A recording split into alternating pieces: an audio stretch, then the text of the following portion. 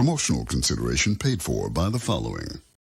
For the collector who has everything, now you can own a piece of our heritage that really means something. It's a taste of history with Old Horsey, a genuine replica, authentic, working Prohibition-era domestic usage bathtub gin still. Relive the humor, entrepreneurial spirit, and tradition of the glory days with a beverage that built a nation. Whether it's Ruckus Juice, Alley Bourbon, Skullcracker, White Lightning, or Mama's Medicine, no matter what you call it, the Old Horsey bathtub gin still never ceases to delight. With Old Horsey, alcohol is the solution in more ways than one. You can not only take the pain away of daily life, but also put it to all kinds of other soluble uses. Cleaning cuts, removing paint, Molotov cocktails, bleaching hair, removing sight, cleaning the toilet, or use it as a fun addition to breakfast, lunch, or dinner.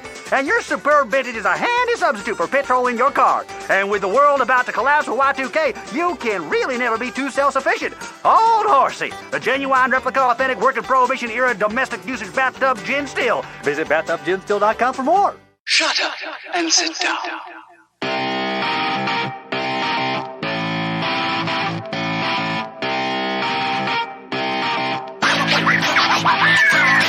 What's up, everybody? Welcome back to Third Shift. It's episode 337. That's a lot of episodes, but I, of course, am your host, your funky leader, the greatest man who's ever lived. It's me, it's Matt, and I'm pumped for the show, as I always am, especially because we're on the verge of a giant ice storm. So all of this could be a waste. It could all be for naught, because the power lines could all come down and there could be no show.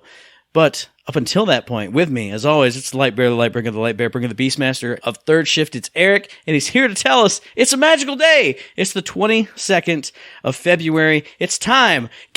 Eric, give us your first-hand impressions, your first hands-on taste of PSVR. Tell us all about it. Go! Woo! I touched the box. I looked at the box. It was way more compact than I thought. Yeah, there's a package sitting there, and I'm like, what's that? I know what it's got to be, but it was tiny. I mean, it was little, and looked at it. Yep, it's for me.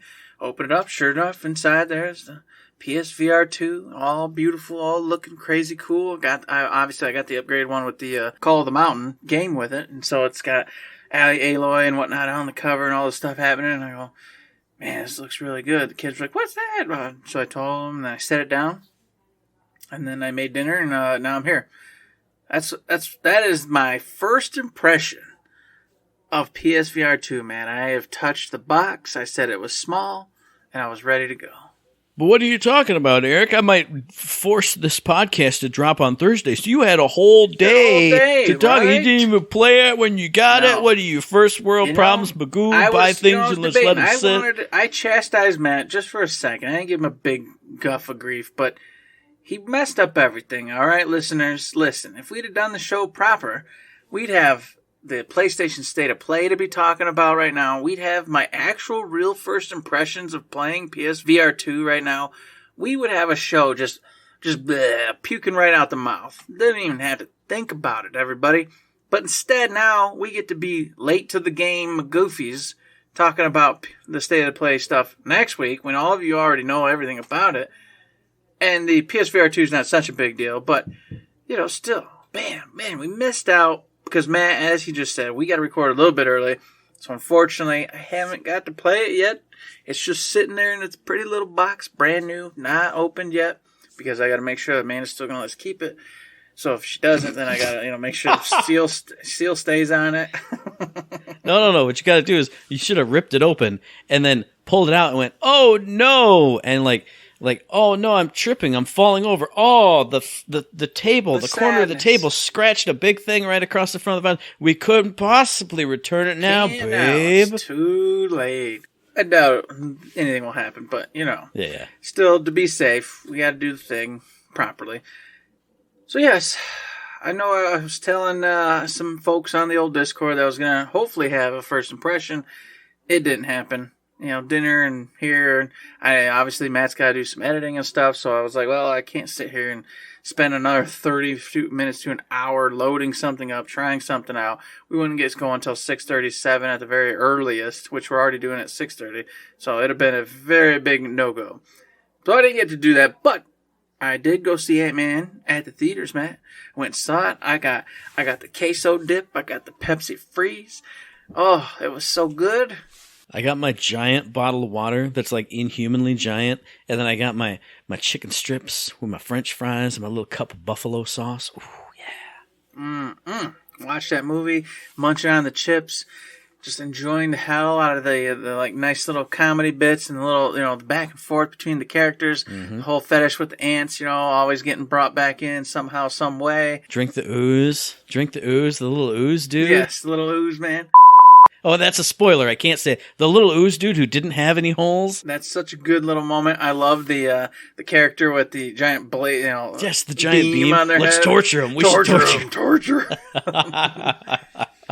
It was good stuff. And, of course, one of the baddies in there was a lot of fun and had a really good moment with the daughter of, Ant-Man himself.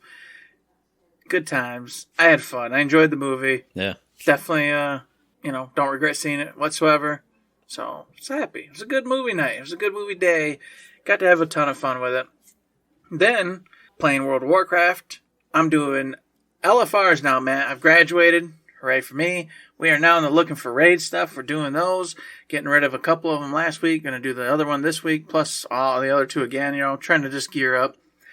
And we talked extensively. I've got a lot of friends that still come and go once in a blue moon from this game. And a couple of them have hit me up recently, want me to join their guilds and do this and that. But we're not going to try to raid. I don't want to get back in that world. We already talked about that. So we said, you know what? We'll get done with LFRs. We're going to do some of the mythic pluses, which are like the super hard dungeons, and get up in those. And we'll do those to about 4 or 5. And people that play understand what I'm talking about. If you don't, it's not a big deal. And I think that's where we'll call it good. Call it good till the next expansion or next, raid or whatever comes out. It'll be a raid and probably a dungeon or two. And then call it good till then. So we found our spot. We found where we're going to go ahead and finish up at. So a few more weeks and I'll probably be done with WoW for another few months until something else is released. But I feel like it's a perfect time anyway because of all the games dropping and stuff starting to happen. And Destiny Lightfall hits or whatever. So perfect ending and a perfect way to cap off WoW for the moment. I enjoyed it all. It was great to come back to it. And then, of course, me and Shay talked, and we were like, yeah, you know what? Let's do it. So we got Wild Hearts, everybody. We haven't played together yet, but he went ahead and got through the first boss and started farming the first boss and then switching out weapons to see if he liked, any of the given ones. I, of course, was hollering at him to slow down because he typically does that. He'll get into something, then he'll go way ahead of me, and then he'll come back and help me.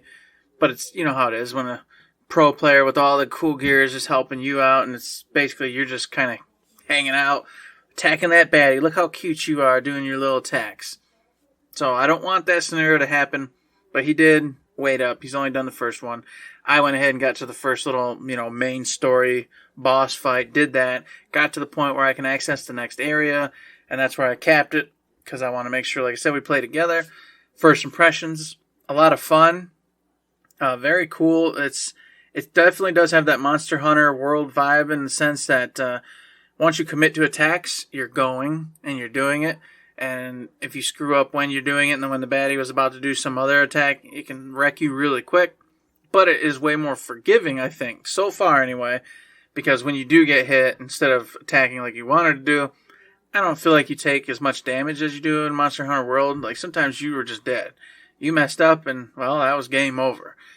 This, so far, one boss in, so really no place to judge yet, but didn't give me that in the boxes, the little, I don't remember what it's called, but basically something gets put on your wrist, allows you to call forth these boxes, which allow you to climb it, springboard off of it, that kind of thing. I know there's stuff that you can do later, but for right now, that's a really cool thing, because I'll pop those up, and say the enemy's charging at me, I can just pop one up real quick, he'll hit that and stop instead. Or, obviously, you can do like a 2 or 3, and then you do this high jump, and the higher you are when you come down the enemy, it does even more damage. So you can really rack up when you know he's stunned or stopped for a good amount of time. You can just, boom, come slamming down. And if you hit him good enough, they'll do like that fall over and like, oh, get all confused, and then you can come in and get some good hits. It's got a lot of good vibes. Just, it feels good so far. I touched on a couple of the different weapons, but with the ones I have played with, I definitely do prefer the katanas. But I'm hoping that they've got like a lance or something, because that's always been my favorite. So we'll see. A lot of fun. Can't wait to get more into it and talk to you more about it. And last but not least, we've been playing that Harry Potter, man. We've been flying around the broom, and I've finally gotten to the point. Because before now, I've just been going so fast. I didn't really care, want to do it. But I finally get to that point where I was like, you know what? Let's do it. I push the appearance button, and I'm starting to swap gear out to actually make my character look cool. It changed everything. It changed everything. Because now I'm walking around this badass robe, man. You know, I got this awesome witch, broom hat thing going on. Super pure black with this awesome scarf, that flaps in the wind while I'm flying on my broom. And I'm like, yeah, I'm a wizard. I'm a wizard. I ain't a student at Hogwarts. I'm a full-on wizard, and I'm killing folks. Don't even talk to me. Don't talk to me. I ain't got time for you. They go, oh, Larry, come to class and learn about herbology. I don't care about your herbology. I'm over here casting Crucio, man. I'm killing people up in the woods over here. I don't need to learn about that. Don't even bug me. So it's got me too motivated. I'm over here acting like I'm a bad man jamma now. I don't need to go learn nothing else. It's over. I'm not a student anymore. I'm a master. And I've got, and the weirdest part is you got townsfolk and teachers asking you to go do crazy things. So it even makes you feel like you're an actual wizard because they're not even treating you like a student anymore. Except for in the scripted story bits where you go attend the class. Then they treat you like a student. But after that, they're like, hey man, there's like a couple dark wizards, man. I think they're like killing townsfolk over there. Could you look into that? What? I'm a student. Why are you asking me to go, kill these evil wizards in the forest? If I ever play it, I'm going to do the complete opposite. I'm going to make myself look like the dorkiest, youngest, stupidest student. Hey, could you go save the world from the giant dragon thing? I'm just a kid. I'm just a little kid wizard. Spookio Badukio. Look at me go. Pew, pew. It's Expelliarmus. Exactly. So that part's a little weird, but I'm totally having a great time with it. I go on and on about it. But the scope of it is huge. There's just a ton of areas to go. Tons of side quests to go on. I think I already said this before, but I'll say it one more time. Every time I get a quest, there's 2 or 3 more, that pop up. And every time I, clean one up, boom, there's another 1 or 2 to replace it. So it's just this never-ending cycle of quests and things to do. So if you choose to, you can go get just infinite amounts of, appearances and money and all that good stuff to keep on upgrading everything. The only downside right now I'm having is that a lot of your recipes for some of the potions and stuff, you're supposed to either A, find them or B, buy them from the vendors. All the vendors I'm coming across, they don't really have anything. There was one who had 3 potions. And then where the problem comes in this is you're getting to the point where some of your classes are like, hey, to move forward, you gotta make this potion, you gotta use this other potion in tandem with this other potion on enemies, blah, blah, blah, blah, blah. I can't make those potions. I can't find the potions. And so I'm like, well, what the hell am I supposed to do? I can't do the quest. You gotta go to school more instead of thinking you're the goddamn king wizard. That's kind of what I figured. And so as of last night, I went ahead and did a couple more school quests. And then if I get time today, I was going to do the same thing. Do some more of the school quests, do the main, and hope that they unlock something or open up something that allows me to then, get those actual spells to then move forward in the other classes to keep going. And that's where it just gets kind of crazy because, like I said, they opened up so many quests for you to do, but you can get so far ahead in some aspects, but maybe way behind in others. So you'll get that quest that's like, hey, here's the natural progression, except for you were actually supposed to do these other 17 quests before you would have naturally gotten to this quest. So therefore, this quest is actually impossible, but we can't just say it's impossible. So now you just have to either A, go look it up, or B, just, like you said, figure you can't and go. Or if you're crazy like me, go ravage around the whole countryside trying to find a potion maker or somebody who can give it to me. Because I get fixated. I'm like, okay, here's a quest line. Let me get that quest line out of the way. I want Sandra to be happy, and I want to part ways with her, never to see her again. No, doesn't allow you to do that. And a lot of times they'll be like, all right, I got to this point now. Unless you did all these other things, you're not doing it. So that part, I got to balance and work on. But other than that, a great time, man. Great game, great fun. Can't wait to play it some more. And that's been the week. Now we're here. Ice storm, everything happening, ready to go. Matt's making us do it early, so he's got something in mind, something he's doing. Well, I'm doing so many things. I have 4 shows I'm going to in the next entire week, from Thursday, Friday, Sunday, and Tuesday. 4 shows I'm going to. So hear all about that next week. I'm going to tell you about this week, because I did go see Ant-Man. Just like Eric said, We talked about it at work. A fun time, a great movie. I enjoyed it. I had laughs, I had giggles, I had emotional moments. It's everything you could want out of a Marvel movie, in my opinion. So I don't know why people are having negative reactions to it. I haven't read any reviews. Maybe I should do that to understand why, but I don't even care because I enjoyed it. I had a great time. And I left the theater and went, hey, that was great. And Mom looked at me and went, yeah, that was awesome. I'm glad we went to see it. And I went, perfect. What more can you want from a movie? And before that, the day before that, I went by myself to see Marlowe, which is a Philip Marlowe movie. If you know Raymond Chandler's, famous detective Philip Marlowe, the whole series from the 30s, they brought back it was one of the books that used the character afterwards. I don't know if it was approved or if the author just kind of did it, but it was a good movie. But it was weird because I had just come off of reading like all the Raymond Chandler, Philip Marlowe books, like all his detective stories. And the beauty of those books is that you're in Marlowe's head all the time. So it's not just like, oh, a guy sat down and told me about this. It's first-person narrative. He's describing this guy and his mannerisms and the way he looks. And he's not like deducing things, but his attitude of how it's describing this guy puts that perfect visual in your head. And, Marlowe's thinking about this, so he goes and does that and all this stuff. But the movie, Marlowe, it doesn't have any internal monologue. You just see the stuff happen. And I'm not saying, Liam Neeson was a bad Marlowe or anything, but the whole feel of reading a Philip Marlowe book is just not there. You're not in his head anymore. You're just seeing what happens. And it's the whole magic of it for me was kind of lost. Still a good movie. Like there were some good bits of dialogue and good bits of things where if you were in his head, you could see why he did this, Decent enough detective movie. I love all the old cars and all that stuff. It takes place like in the 50s around Hollywood, so all that kind of old vibe. But man, I just missed. It would be like watching Sin City, but without anybody's in-head stuff. Mm-hmm. Just watching stuff happen on the screen. Just a total different vibe. So good movie, but Ant-Man was a lot more fun. And then the only thing I've done on the video game front, the only thing is play Theater Rhythm Final Bar Line. I wish I hadn't done it as the release last week, because when I researched it, when I talked about it on the show, I said it. You have to get this. So I had to get it. I had to download it. I had to start playing it. And what's interesting, I don't think I really mentioned it, is as you play through the different series, like you get 2 songs in and then you get to a treasure chest, which opens up what's called a title key or a series key. So when you start up the game, not every series is unlocked for you to play. It's like Final Fantasy II, the old one, Final Fantasy V, I think it's 7, 13, and some other ones. Maybe 10 is in there too.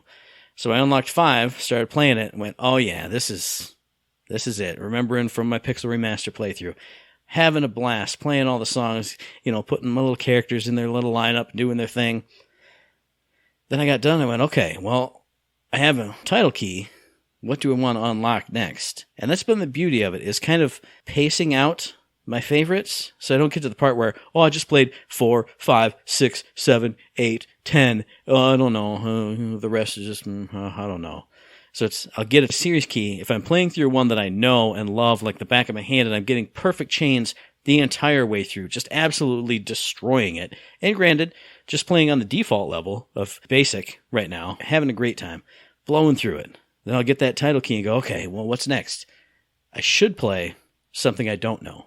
So I'll go to Chocobo Dungeon. I'll go to Final Fantasy III, the Famicom one. I'll go to Final Fantasy XIII, which I played about half of back in the day. Kind of bouncing around, and then after 2 or 3 of those, all right, it's time to unlock Final Fantasy I or Final Fantasy X or one of the other ones that I know a lot more. And it's just been a blast. Like every time I play it, it's just fun. And this is one of those games, we just talked about it either on Third Shift or Shifter Monthly Topic or just in person, you and I. It's one of those games where I can start playing it and I just completely lose track of time. I am just playing and playing and playing, and I started the series and it's 9:30, so I should go to bed in half an hour, but I might as well just finish up all the songs for this title. Oh, it was kind of a short one. It's 10 o'clock. I should really go to bed. Well, maybe this other one's going to be short too. Unlock, start playing. Oh, it's 10:30. Now it's 11. Now it's 11:15. Okay, gotta stop. And again, in that gotta stop mode, whenever I fire up the PS5, I'm like, okay, I played Theater Rhythm a good amount last night. I need a change of pace. I need to play some Forspoken. But it starts on the last thing you played. And for Theater Rhythm, when, your cursor is over it, it starts playing Final Fantasy music. So I can't even move on the crossbar because my brain's already going, oh yeah, okay, yeah. Like I start tapping my toes, I start getting in the groove. I can't get away from it. But it's great because I'm loving it. I even played some multiplayer. Some of the abilities that come across are absolutely ridiculous. Like the ones that add in extra notes, but they have tiny different symbols in them. So if you're paying attention, you know which ones not to hit. And then the ones with like the Moogles or the big old chocobos that come across the screen. It's nuts. But I played a few games here and there. I actually won one because I finally got my vote for the Final Fantasy V theme to actually run through. And of course I won that one. I don't know, it's just a ton of fun. Just absolutely wonderful. I can't wait to unlock everything, play through everything once on basic, and then start going up to expert. I don't know if I'll get to Supreme and, Super God mode, because I've seen some of that on Twitch, and it's absolutely insanity. Just absolutely nuts. But basic is just a ton of fun, and it feels good to do really well at it, and just to groove along to the best music ever made. So I'm looking forward to finishing that on basic, going back for some expert, like for my favorite things. Maybe not stuff that, Final Fantasy Mystic Quest or anything like that, but going back to 6, 4, 5, 7, 8, 10, maybe even some 13, because I'm starting to get... There's Chrono Trigger, Chrono Cross, Nier's coming, or is in there. When that stuff comes out, yeah. I mean, each month a little bit of stuff drops. A little bit of stuff drops, so you gotta go back to that. Got the Final Fantasy Legends stuff, and some of that sounds really good, because I heard the little previews. But when I get to the Chrono Trigger tracks, when I get to the Xenogears tracks way down the road, that's going to be nuts. And then the last thing I'll say, because I forgot to mention it in the release, is they have event music stages. You have like battle, you have music stages, and then there's event stages. I can't believe I didn't talk about it, because it shows like a beautiful cinematic, whether it's the opening cinematic or just kind of a total retrospective of the game, and then you play a track that scrolls down like Guitar Hero on top of it.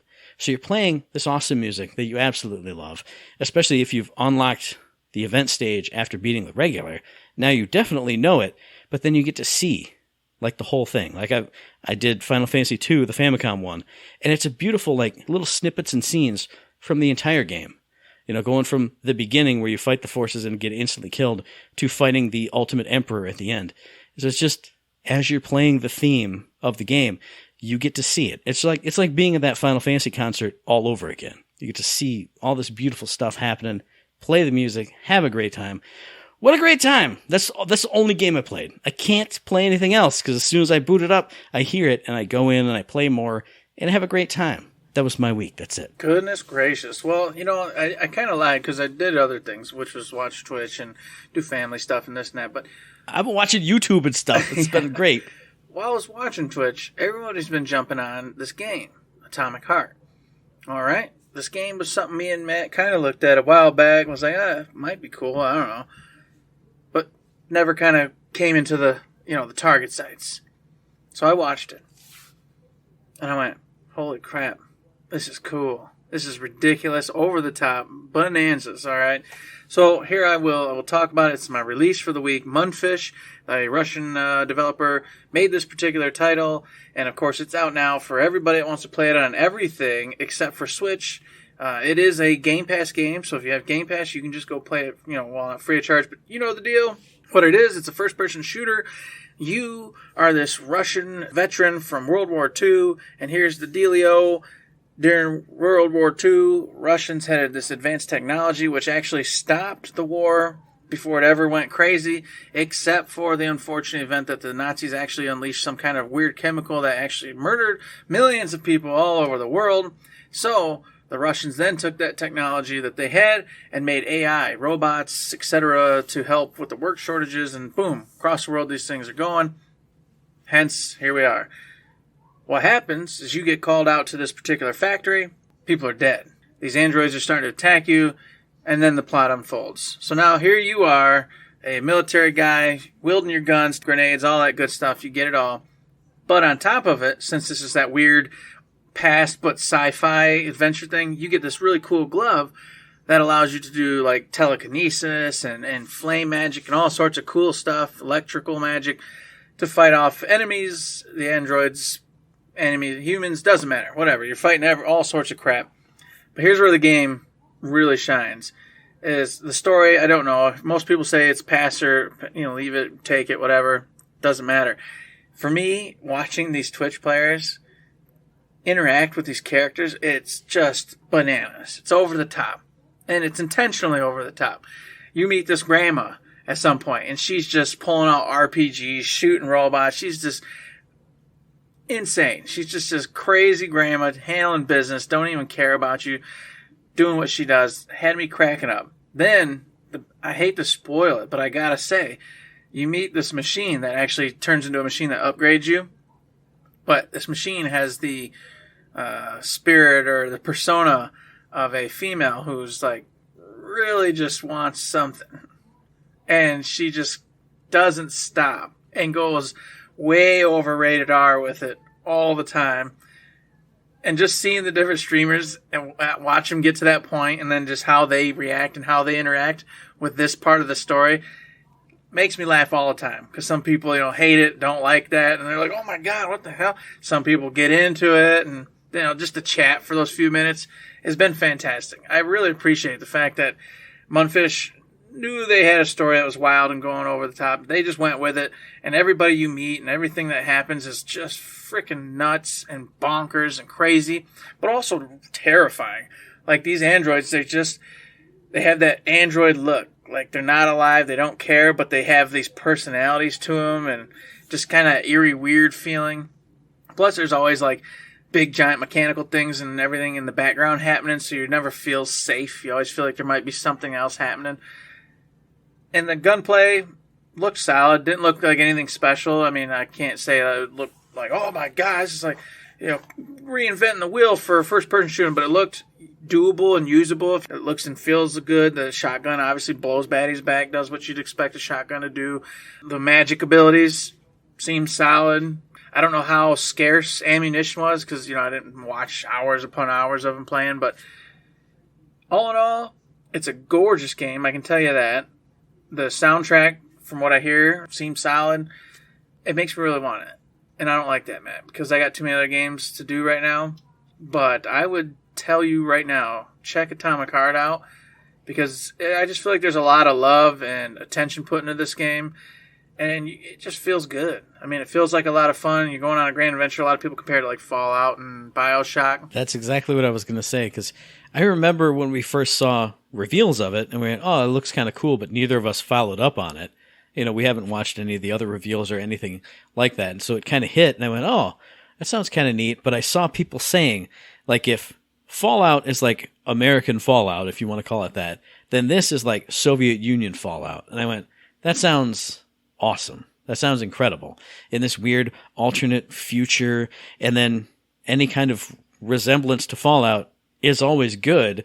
So I was just like, man, that sounds cool. Everything you're saying sounds pretty cool. I don't want to have more on my plate, but it might have to go on there because it sounds really cool. Maybe I'll watch. Yeah, go watch something. Maybe I'll watch some reviews. I'll watch a little bit of gameplay, not a lot, and just see if I'm vibing with it, because I like that kind of like, I don't know, it's like alternate Cold War type of thing, maybe, because they keep mentioning Soviet Union, and that's what puts it into my mind. It's 1955, I think, is when the game takes place. So kind of start of Cold War type. Yeah, yeah, but Cold War Fallout in the Soviet Union type of stuff, I don't know. That sounds great to me. With BioShock magic and an over the top characters and ridiculousness, and crazy weird androids, AI and AIs androids. And stuff. Oh yeah. Yeah, it's really got me interested, and of course I have Game Pass, so it's like, just download it and go play it. But I'm like, I don't even have to worry about it. I'm just gonna go download it and play it. See, you get to just check it out regardless, and so do I, and that's why I'm like, God. But if I liked it, that's not good because I got other games. I'm in the middle of 4 or 5 games right now, and it's just too much. But go check it out if you got nothing to do, or if you love having many games to play, because it's definitely on my radar, and it looks like a solid damn game. Absolutely. And hey, speaking of Game Pass, I forgot to mention, I did play a little bit of Hi-Fi Rush. Finally, that's the only other game that I played. I played about an hour of it. Oh, man, I love it. It's going from Theater Rhythm, which is rhythm, to Hi-Fi Rush, which is rhythm action. It was a blast. Like I said, only did an hour of it, so it didn't even register for me to write it in the stuff. But you mentioned Game Pass, that made me think of, yes, I did play that. But something I'm going to play all this next week and just screw everything up It's going to destroy everything. Forspoken is going to fall completely off the bar because Like a Dragon Ishin is out, which dropped on the 21st yesterday, developed by Ryuga Gotoku Studios, published by Sega for PC, PlayStation, and Xbox. It's here. I never thought, I've said it before, when this was revealed, I never thought I would ever play Like a Dragon Ishin, because this is the 1800s, late Edo period spin-off to the Yakuza series that was originally only in Japan, but now it's been remade, re-upped, reshined, rejiggered, regraded, and now you get to play it. You get to play as your main character basically is infiltrating the Shinsengumi, and if you've ever watched anime, you know what the Shinsengumi is. It's kind of this weird mercenary / military / police force in late Edo Japan that just kind of is, in most instances or depictions of it, corrupt or bad or good, or it's just kind of a weird, strange military force or military police type of force. But he's infiltrated them under a false name because he believes the person who killed his master is among all these captains. And if you love the Yakuza series, if you love the Like a Dragon games, all the captains are, of course, they have the faces and mostly personalities of all the great characters from the previous Yakuza games. You got a Goro Majima lookalike. Your main character is Kazuma Kiryu. You got everybody there. Now, all the reviews have said, and again, I don't go super deep because I have it right here. I'm going to play it. I'm not going to spoil anything for myself. While they do have all the ticks, there's the Goro Majima guy, he has his own storylines, his own ticks, his own things as this character that he's playing. So you'll get attached to him, and then you're going to have all these twists and turns that you can't expect in this late Edo period of Japan as the big revolution's coming in, and you're trying to uncover this big who murdered your master, all this stuff. And then you're going to get wrapped up. You're going to get, I'm so intense and interested in the story. And then you're going to find, I think one of the reviews said, 80 sub-stories, like you do in every Yakuza game. All kinds of crazy characters, crazy side stuff to do. And if that's not enough, go find crazy activities to do. Go do chicken racing. Go sing karaoke. And of course they put Baka Mitai in here. Go sing Baka Mitai again in the karaoke salon in 1800s Japan. Run around this crazy place. Find a girl and help her start a farm. Just grow vegetables and then harvest the vegetables and then cook the vegetables in like a Cooking Mama type of video game. So you're cutting up the veggies and you're stewing them and doing this to fulfill orders. Go to the udon shop and start cooking up udon. You know, if you know Like a Dragon, if you know Yakuza, that's what this is. Just a completely different storyline, completely different setting, completely different time period, everything. If you love the Yakuza series, you have to play this. You have to be like me and have it here with the steelbook from GameStop and everything. If you don't know anything about it, there's a combat demo, so get in there and see the combat. But I recommend to anybody, find a Yakuza game somewhere, anywhere. You got to play. You got to experience the very emotional main story. You got to experience the wackadoo sub-stories, the crazy mini-games you get to do. And in this one, you get to experience 4 different fighting styles. Brawler, swordsman, gunman, and then this beautiful wild dancer, mixture of sword and gun, where your character is pirouetting about and swirling and shooting and doing all kinds of stuff. And then you can also, new to this version, download, I forget what they're called, the generals or the combat cards, where you have little cards that represent the generals or the captains in the Shinsengumi, and during your combat, you can activate them to get a little bit of health boost, get a strength boost, get a defense boost. Call in a bear! Just call in a bear to maul your enemies. Essence of Charging Bear, I think it's called. And he just roar, boom, boom, boom. You could do so much crazy Yakuza stuff in here. I can't believe it. It's here. I'm so happy that it's here.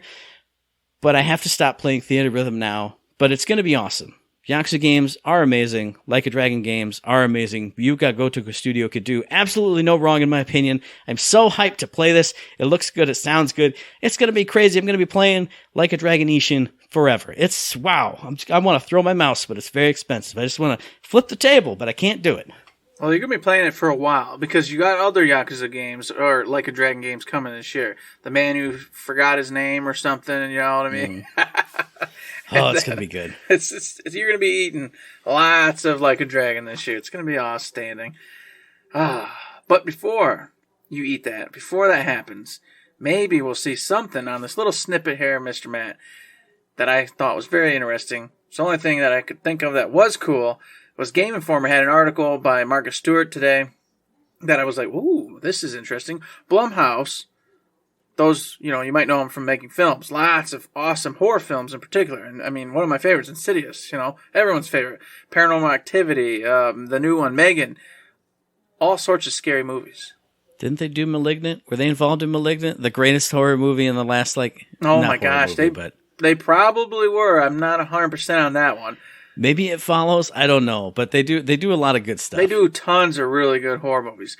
They expressed a very big interest in getting that genre into gaming because, it's not that type of horror movie isn't very prominent in gaming, but they also want to do it differently. They want to go the indie route. So they made a gaming division of Blumhouse, and it's headed by Zach Wood. I don't really know who he is, but it does go on the article, kind of give you a brief synopsis of him and the team they're trying to put together there.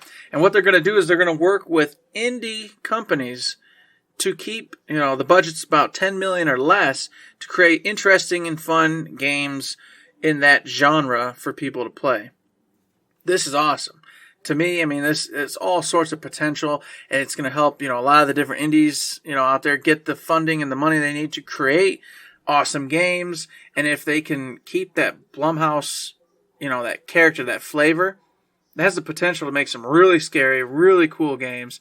Just overall, I was excited to hear about it and excited to see it because the indies once again are getting more love and attention, and we're bringing a genre that's not prominent into, in the gaming area out, and hopefully we'll start seeing way more of that type of game come about and have a great time because I love a good horror game. Who doesn't? Yeah, I don't play a lot of good horror games, but I appreciate them. So like you said, if there's more indies out there, there's more horror games out there, there's more innovation in this kind of region, and they have the ability to use any of the Blumhouse licenses. Again, I don't know how all this is going to work, but if you could make a Paranormal Activity game in PlayStation 2 VR where you got to find the thing and you're looking all around and you're going through the house or something like that. Yeah, like the whole time. Or you're seeing in VR, looking at the mirror, you're seeing yourself, but then the little creepy hand, the usual creepy face comes up. Spooky thing. Yeah. You know how crazy that'd be? Or the door slamming behind you, just the simple stuff, and VR would be insane. They're moving all of a sudden. I'm just thinking of Malignant VR. Put the controllers behind. No spoilers. Put the controllers behind and then just start flipping out. Oh my God, that'd be the greatest thing in the entire world. So I'll be excited to see where that goes. Hopefully, good stuff comes out of it. But even if it's just fun and smaller indie projects, that's always a good thing. Yeah. So something to watch, and of course, go read the article if you'd like to over on Game Informer.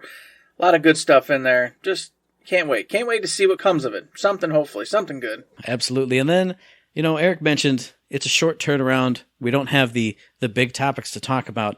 But just last night, I was sitting here on YouTube. Like I said, I've been watching a lot of YouTube, long-form YouTube content. Usually I don't have much to say about it. But I saw this video, and I don't know why I clicked on it, but it was all along the sidebar, recommended whatevers. And it said, exploring dead games.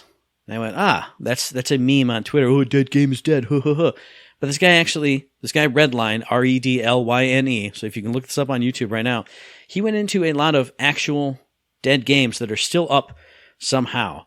I would say about half of this video is really, really interesting. He went into this one called Active Worlds, which was like this online social space from 1995, but is still going today. And he went into all these different servers, and he can, there's nobody in there, but you can see this was originally like a showroom for medical technology. It was almost like going to Graph Expo or like a trade show. Mm-hmm. So they made this space in cyberspace back in the day, and obviously had links you could click on and it would take you your actual computer links to different things.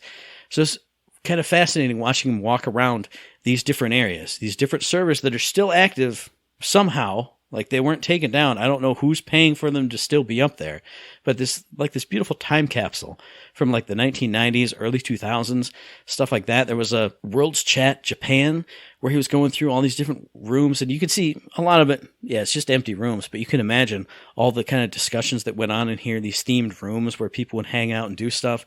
But one of the most beautiful ones was, and it was kind of confusing at first because he goes, all right, Team Fortress 2 is next up on the list. And I went, people have been playing Team Fortress 2 for years. They still do. And he acknowledged that. And he went, well, there's still busy servers. It's a multiplayer game. But he started going into these empty servers that, again, are still up. And he went into one, and it was a server that paid tribute to this server and had like monuments on the walls and plaques and records of these people who had been in the server for however many days or weeks or years, donated money to keep this private server running. And there were like monuments up, and then like a grave for the server itself. And, you know, pictures of people, like they'd actually uploaded pictures of them hanging out. And he was like, this is so strange, and I feel so weird being here, not having any knowledge of who these people are, what this was. And if you look, almost all the comments on this video are from people who were in this server for like the 10 years that it was up. You know, every day after middle school through high school, I'd come in and, you know, kind of just like World of Warcraft style. You'd pop in and just be hanging out with your guildies, essentially, goofing around in this server, trading items, because Team Fortress 2 has this items thing. And it's just story after story after story of all these people who, because of this video, are now kind of, I mean, obviously they're reunited in that server because it still exists, but reunited in this video that one of them heard about and passed the word along. It's just a beautiful moment of like, this is how video games can make people come together in the real world. And even after that, these people still have in-person connections. So when one person finds this guy finding this one server that one of them keeps up for like 1 month at a time, here and there, like around the holidays, he dove in, found it, made a video. Somebody got wind of that. And then all these people from 20, however many years ago, who knows, are all back in this video sharing stories of all their good times and all the fun they used to have, and how this was their teenage years, their childhood, essentially. It was incredible. And it was just from this silly, goofy video about walking around dead servers and talking about stuff. Just in the middle of this perfect little slice of just, not even my nostalgia, but it just made me feel good. This good story about video games. Just, like I said, bringing people together. You know, your whole childhood was this, hanging out here. Somebody puts up a tribute for it. Somebody finds it. And then they're all in there again. Beautiful. It was wonderful. Now, 2 parts to this, man. 2 parts. The first part is I can relate completely to that because having played WoW for 15 plus years, I have access to several old guilds, you know, throughout the years of the different people I've raided with and hung out with. And I can still go to these dead guilds on those characters. Mm-hmm. And I can see all the notes of the characters, of the funny things they posted, and go to the banks and still see all the gear and stuff we had organized from this or that to do this or that. You can still see the ghosts, basically. Mm-hmm. And of course, all those guildies who quit playing, it doesn't delete them out, so you can go look at all the players' names still. And last online 9 years ago, 8 years ago, 10 years ago, 4 years ago. And you can just go and you can just see it. You know, the ghost of this guild, it still exists. And you're like, yeah, I remember all this. I remember these people. I remember these times. I remember why he put jackassery in his notes that day and what was going on. And, you know, it is really weird and can feel kind of creepy and weird, you know, just spooky sometimes because you're just like, it's all dead. It's all dead. I don't, you know, most of these people have no idea what happened to them. But on the more positive side, also, I'll get on one day and just out of the blue, somebody I played with 9-10 years ago goes, "Hey, is that you?" "Yeah, it's me. Hey, just casually play a little bit here and there."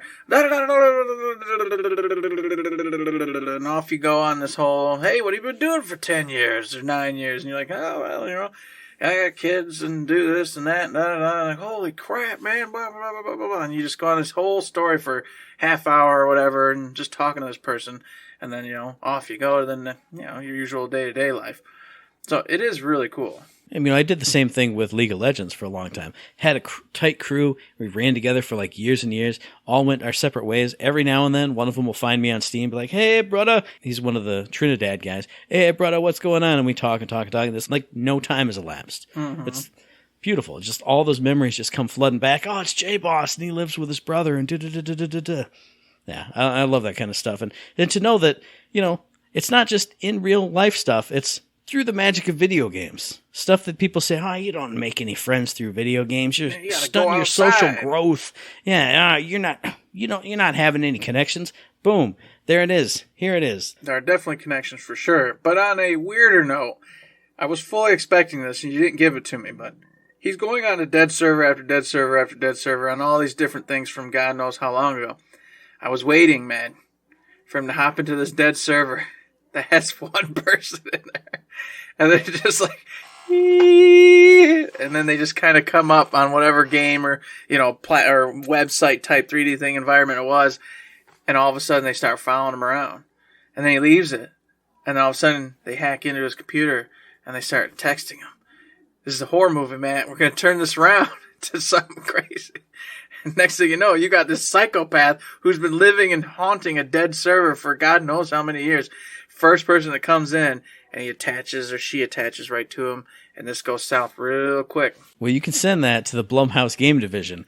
But I was going to say, during one of his explorations, they had... it's totally weird stuff, too. Like, in Counter-Strike or Team Fortress 2, I can't remember, some custom map, they built, like, an entire 3D representation of one of the 2D Pokemon games, like, a bunch of towns in that game. He found somebody in that town. He said, oh it was Team Fortress 2, because he had the little fish from the scout that the scout hits people with. He said, yeah, I found this dude just randomly. And I walked up and I kept hitting him with my fish, and then he finally got active and we started running around the town together, and then he disappeared. So it wasn't a horror movie. But he did find a couple of people in these dead servers and eventually get them to interact a little bit. But, not kind of like pull out their story or anything. But it was just like, after... it's like an hour-long video. So after 30 plus minutes of nobody and nothing, it was kind of like, I found this guy, and I went, there's no way he did. And I look, and there's this character, and I hit him with my fish, and then he started moving around. It's kind of like I don't know, like if you were watching a movie where there's nobody, and then the main character finds somebody else. It was like, oh my God, what's going to happen? Kind of gave me that rush of like, whoa, they found somebody. Oh my God. Even though he could literally go into an active Team Fortress 2 server and find a million people. Yeah. Yeah, that's kind of where I was going with it. That's what I was hoping for, man. I wanted to hear a horror story about some weirdo in a dead server, because that just sounds cool. That sounds like a game. That sounds like a movie, and I want to see it happen. That's for sure. Well, now maybe you can experience that in Blumhouse. Like, you'll be in there building up your little Pokemon town, and then, boop, boop, hey, I built this first. Oh, okay. And then in the game, you exit and quit. And then, hey, welcome to Blumhouse PSVR 2 exclusive dead servers. I don't want to play you. It's too late.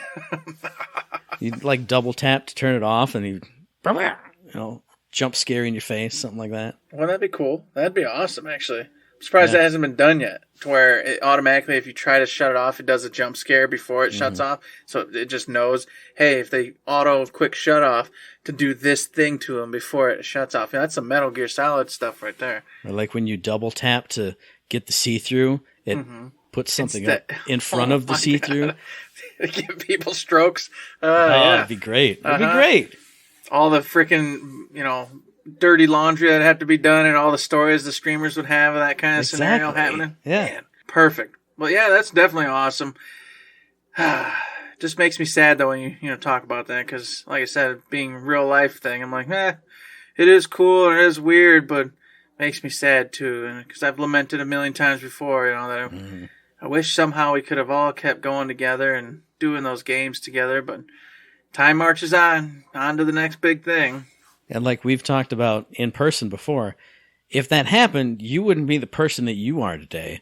If I was, if I didn't move on from League, or my friends didn't move on, not saying that like controls your life or anything. No. But if we were all stayed at that level, maybe we wouldn't be where we're at today. Where we're at doing whatever. I can tell you for sure I wouldn't play a lot of games, because when I was playing that exclusively, I'd play maybe 1 or 2 games a year. That was about it.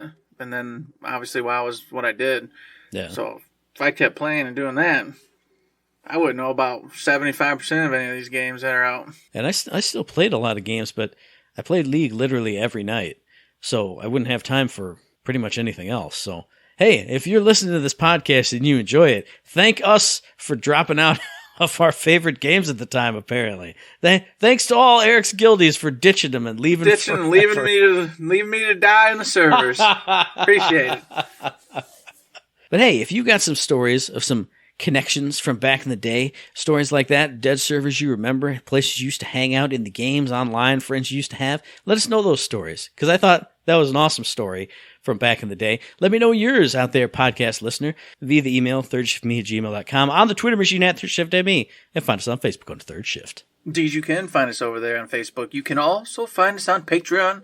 Yes, you can. It is a little tip jar. Anytime you think we're doing a fantastic job, had a good time, had a chuckle, laugh, or whatever, consider heading over there, throwing $1, $2, $3, any kind of bucks in. Be very, very helpful, and we'd be super grateful. And if you throw enough bucks in, you get a couple extra shows, some fun little extra tidbits from me and Mr. Matt. But if you can't do that, you can support us in all sorts of other ways. You all know the rigmarole. Go over to Twitch, give us the Prime sub, head on over to the mailbag and throw us some opinions, some questions, some topics, whatever the heck floats your boat. Get on in the Discord, hang out over there, or go on to Twitch, watch us play some video games or something over there whenever we're online. There's a million things to do. Million ways to support us. But the easiest way to support us is to listen to the very next episode, which will be dropping on or around the 2nd of March on iTunes and Stitcher, on Podbean, on Spotify, and on YouTube. And as I always say, hey, if you like what we're doing and you'd like to help us out, please give us a like, a rating, review, a comment, a subscription, any kind of good thing on any one of those good services. Because it does help us out, and we really do appreciate it. But hey, while the power blows out in Eric's house, there's nothing else to say but dee-dee-dee-dee-dee, don't forget to save.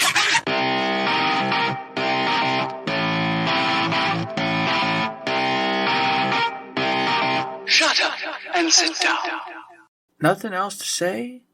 Matt already said it. I don't gotta say it. All I gotta do is say one thing. One thing only. Don't forget to save.